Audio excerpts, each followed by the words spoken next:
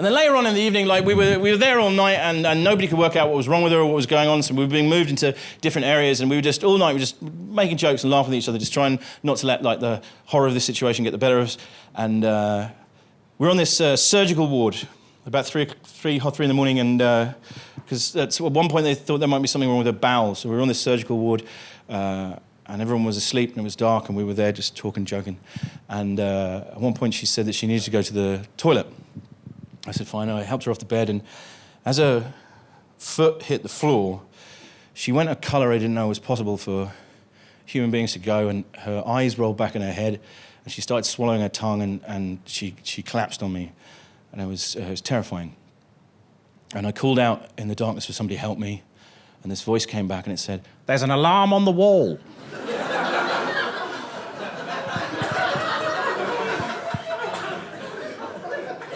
And it may as well have been on the moon. I mean, so I was there, and I didn't know what to do, and I was very scared. And then after a while, a doctor walked past, and I screamed at him to help me, and he got her off me, and he put her on the bed, and he hit the alarm, and then all of these other doctors came, and I was alone. And I was alone in a way that I don't think I've ever been in my life before. And I didn't know what was happening, and I didn't know where she was going, but I knew if she went there, she wouldn't come back, and I couldn't go with her.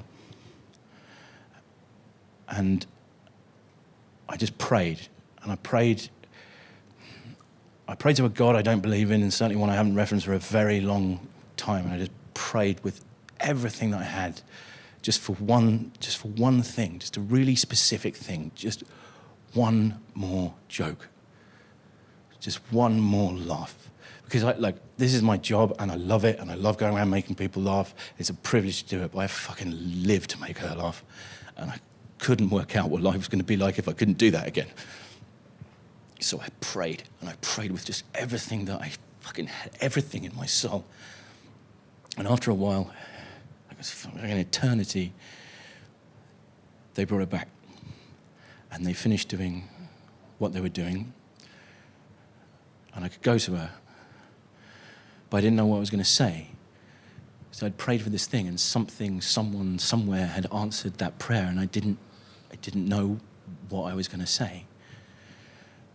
And I went to the side of the bed, and I held her hand, and before I could say anything, she looked me dead in the eye, and she said, "You can do one of those everyone should feel sorry for me comedy shows now."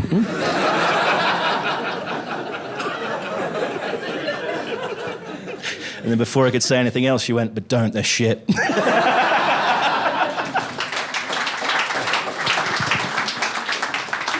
So finally, at about 6 o'clock in the morning, somebody finally decided to do an examination of her cervix,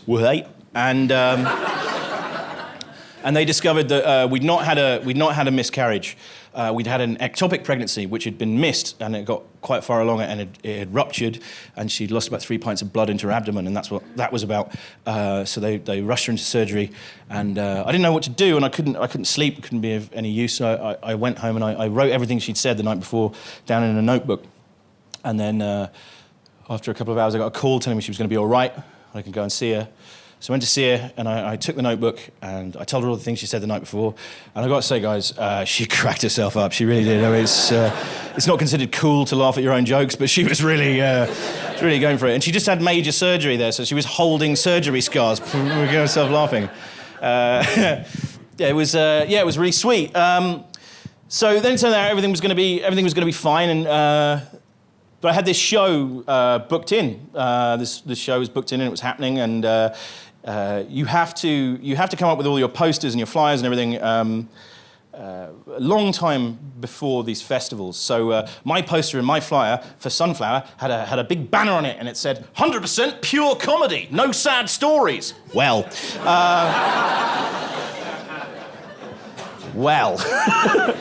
fate came along and made a bit of a dick of me there. So I didn't, what I wanted to do, what I thought I was going to do was sort of 55 minutes of Michael McIntyre-esque observations about what palaver it is trying to buy a car seat, but that isn't what happened.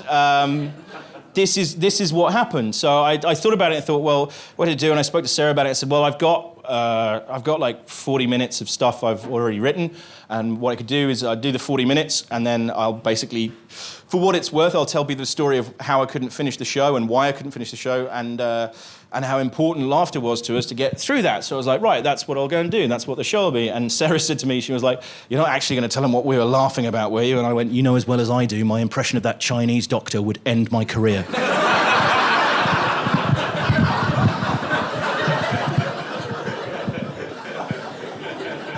She said, you're not going to tell them the Povo African bit, are you? I went, depends how it goes in previews, I suppose.